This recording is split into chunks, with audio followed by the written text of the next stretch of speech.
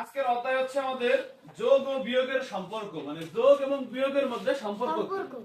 দেখো, মনে করো আমাদের নির্দিষ্ট কোনো একটা সংখ্যা আছে, যদি বলে সেই সংখ্যার সাথে আরো কোনো সংখ্যা যোগ হবে, তবে সেটা কি যোগের সাথে যোগের বৃদ্ধি, মানে ওই সংখ্যার সাথে যুক্ত হবে, তাহলে কি যোগ।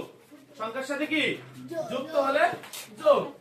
আর যদি বলে ওই সংখ্যা থেকে কোন সংখ্যা কমে যাবে, মানে একটা মান থেকে একটা মান কমে যাবে। দেখো, কথা বলো না, কথা বলো না। ধরো এই হচ্ছে আমাদের একটা সংখ্যা 10, যদি বলি এই সংখ্যার সাথে কোন সংখ্যা যুক্ত হবে, বাড়বে, বৃদ্ধি পাবে। কি বলছি? সংখ্যার সাথে কোন সংখ্যা যুক্ত হবে, বাড়বে, বৃদ্ধি পাবে, তাহলে যেই সংখ্যা বৃদ্ধি পাবে তা হবে এটার সাথে যোগ। তা কি যোগ। মনে করো আমরা বললাম কি এই সংখ্যার সাথে 8 বাড়বে, মানে 8 যুক্ত হবে, তাহলে 10 যোগ 8 সমান কি হলো? 18। কি 18। আচ্ছা, যদি বলি এই সংখ্যা থেকে কোন সংখ্যা কমে যাবে, তাহলে এই সংখ্যা থেকে মনে করো 2 কমে গেল। কত? 2 কমে গেল, তাহলে কত দাঁড়ালো? 8। এই 10 এর থেকে 2 বাদ গেলে কত হয়? 8।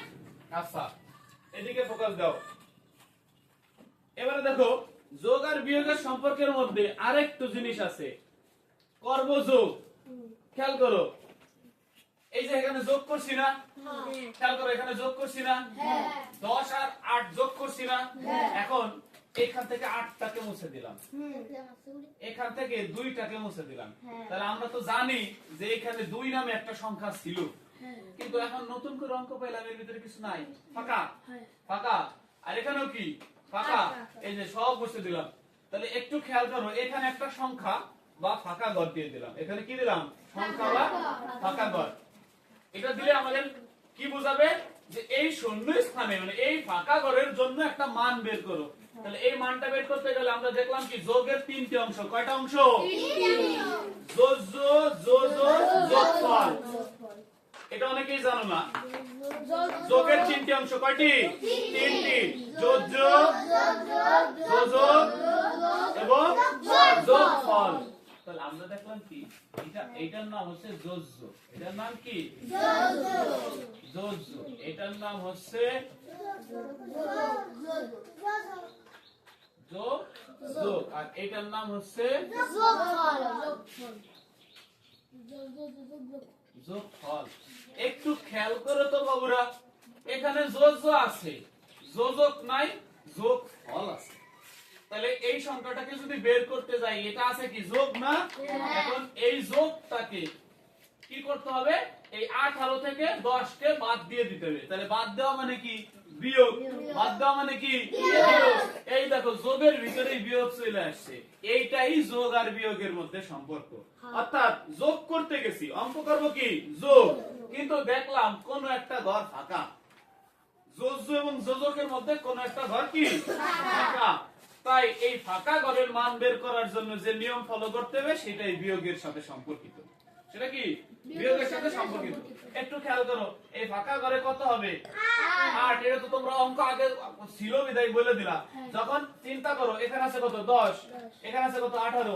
তো এইটাকে যোগ করার পরে তো 18 হয়, তাই না? এই লাইনটা মুছে দিই। এই 18 কি এটা যোগ করা ছাড়া কি আইছে? না। এখানে 8 যদিও ছিল, আমরা এখন এখানে কি দেখতেছি? ফাঁকা ঘর। মনে করো সব ভুলে গেছি, কিচ্ছু নাই এই জায়গায়, এই জায়গায় কিছু ছিল না। এখন এই জায়গা কত হবে সেটা বের করতে হবে। আমরা জানি এই পাশে একটা সংখ্যা, এই পাশে একটা সংখ্যা, অর্থাৎ যোজ্য এবং যোজক, এই দুইটা যোগ করার পরে যে ফল হয় তাকে বলা হয় কি? যোগফল। তাহলে যোগফলটা কোথা থেকে আসছে? যোগফল তো যোগ করার পরেই আসছে, তাই না? যোগ করা ছাড়া কি যোগফল আসে? না।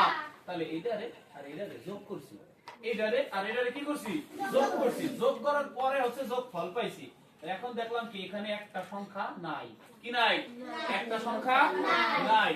যেহেতু একটা সংখ্যা নাই, এই নাই সংখ্যাটা, অজানা সংখ্যাটাকে বের করার জন্য, শূন্য স্থানের মান বের করার জন্য আমাদের যে কাজ করতে হবে, ফল থেকে যোজ্যকে বিয়োগ করা লাগবে। তাই এটার একটা সূত্রও আছে, আবার সরাসরি করে দেওয়া যায়। আগে আমরা সূত্রটা দেখি। কথা বলে না।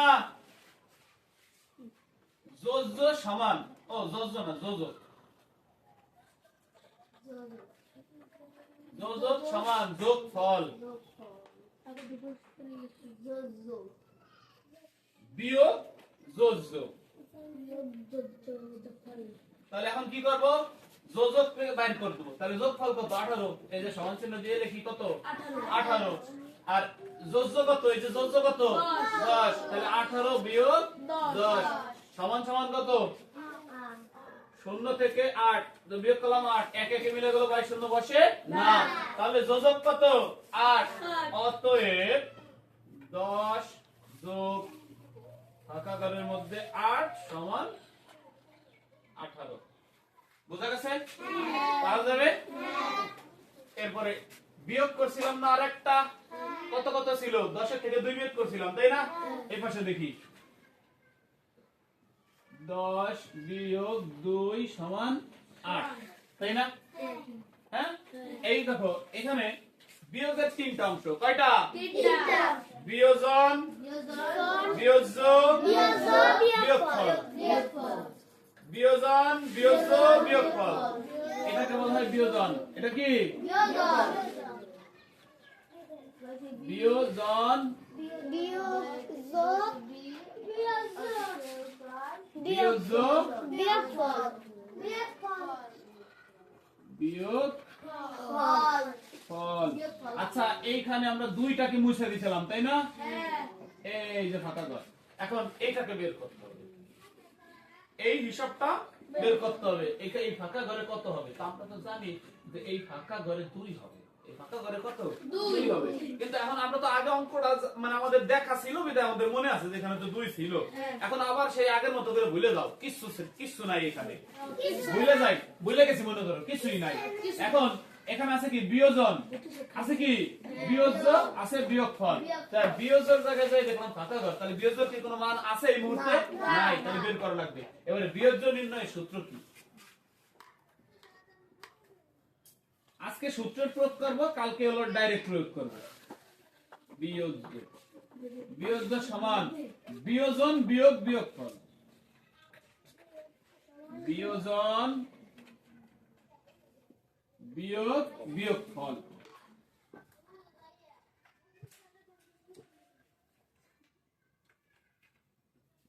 একটু খেয়াল করি, আমরা এই সংখ্যা থেকে এই সংখ্যাকে বাদ দিয়েই তো 8 লিখছি, তাই না? এই সংখ্যা থেকে এই সংখ্যাকে বাদ দিয়েই তো বিয়োগফল পাইছি, তাই না? তাহলে 10 থেকে কোন একটা সংখ্যা বাদ দিয়ে 8 পাইছি, তাহলে 10 আর 8 এর মধ্যে ঘাটতি কতটুকু, পার্থক্য কতটুকু, এইটাই হচ্ছে উত্তর।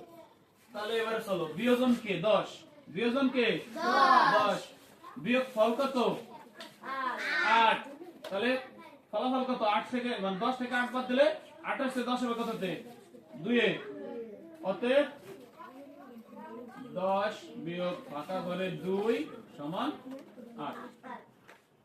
বুঝা গেছে? পারা যাবে? এরকম অঙ্ক যদি আমাদের আরো আসে আমরা পারবো ইনশাআল্লাহ। ওকে, তাহলে এই ক্লাস আজকে এই পর্যন্তই সমাপ্ত। আগামী কালকে এটা আরো আলোচনা হবে, ঠিক আছে? ওকে, গো টু হোম।